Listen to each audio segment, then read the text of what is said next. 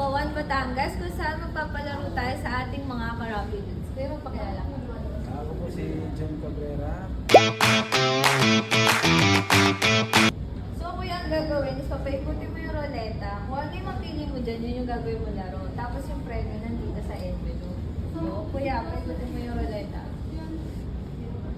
Pag wala, kakanta na lang ako. Mas may nagan kuya, ikot mo ulit. Tongue twister. Yung tongue twister mo. Tapos sasabihin mo siya ng 3 beses na mabilisan.